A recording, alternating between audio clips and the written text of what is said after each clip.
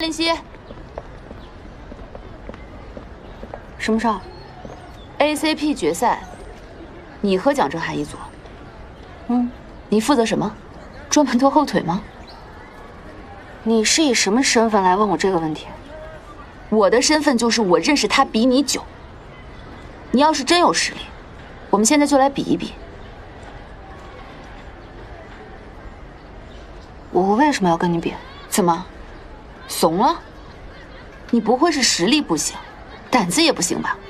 来，让我看看你的实力，了解一下你凭什么和蒋振涵组队。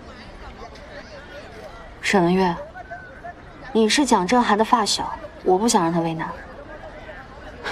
你还真是一副满脸胜利者的姿态啊！这平时看你温温柔柔的，想不到还挺能较劲的。胜利者，较劲，可以比，但是无论比赛输赢，你想要达到什么目的呢？我希望他喜欢你，你是真的优秀，而不是只有一副花架子。好，计时1小时，咱们见分晓。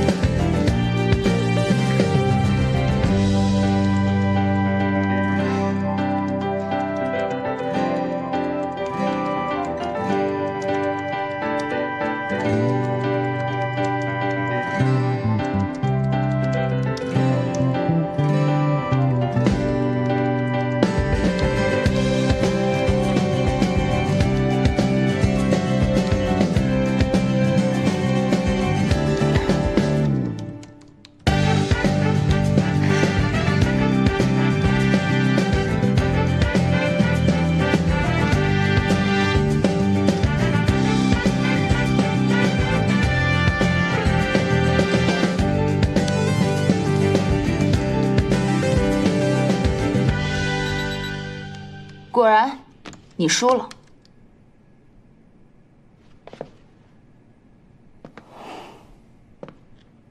你知不知道这次比赛对他来说有多重要？他每天在外面写程序赚钱很辛苦的，而这次比赛是能够提前让他获得 XV 的入席资格的。你就仗着他喜欢你，处处护着你，就把你一个小白招进队里，你好意思吗？是。就算他肯手把手的教你，一步一步带你，你除了平时浪费他的练习时间，比赛时用他的长处来弥补你的不足，你还有什么作用？欢迎您继续进攻程序。林夕，你试着自己把最后一道题解开，我先去看下一题，好不好？好，我试试吧。把这道题顺出来。好，最难的部分我来。好。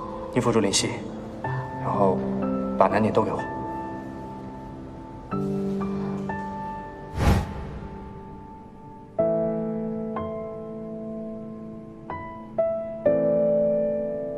我一直有在努力，能够走到决赛，努力是最不值得被拿出来夸口的东西。夏林夕，我告诉你，无论是比赛还是生活当中，我可以帮助他解决编程上的任何难题。你呢？你能做什么？不会，只是在一旁喊着努力吧？